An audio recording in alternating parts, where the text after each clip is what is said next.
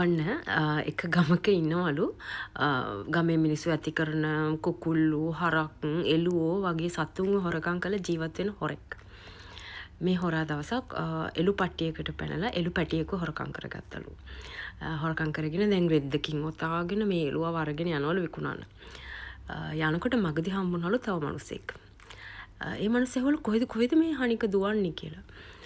අර හොරා ඉඳන් කිව්වලු අනේ මගේ පුතාට සනීප නෑ මම මේ බෙහෙත් අරන් දෙන්න එක්කයි යන ගමන් කියලා. අර මිනිස්සට පොඩක් සැකයිලු. ඒ මිනිස්සෙවලු මොකද්ද පුතාගේ අසනීපේ කියලා. මේ ඒක නම් දන්නේ නැහැ ડોක්ටර්ට පෙන්නලා තමයි අහන්න ඕනේ මේ මට පරක්කු වෙනවා මම යන්නම් කියලා. අර මිනිස්සෙ දැක්කලු රෙද්ද කෑල්ල ඇතුලෙන් නැට්ටක්. එළුවගේ නැට්ට. ඊට පස්සේ අහවලු මේ මොකද්ද මේ නැට්ට කියලා. හොරා ඉඳන් කිව්වලු ඒක තමයි ලෙඩේ මම මේ ඒකට බෙහෙත් දෙන්න තමයි එක්කයි යන්නේ කියලා. එතකොට මේ එලිපැටියා බෑ කිව්වලු. හොරා කිනවලු බෑ කියලා බෑනේ නැට්ට හැලෙන්න දොස්තර මහත්තයා දෙන බෙහෙත් බොන්න වෙනවා යන් කියලා ගියාලු.